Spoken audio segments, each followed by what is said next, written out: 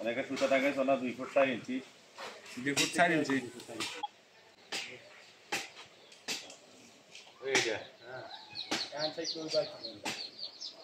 এই সুতার ভিতরে কিন্তু আবার কলাম দিতে আছে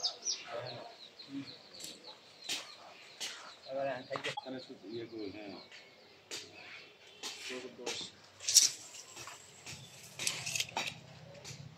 6 ফুট 10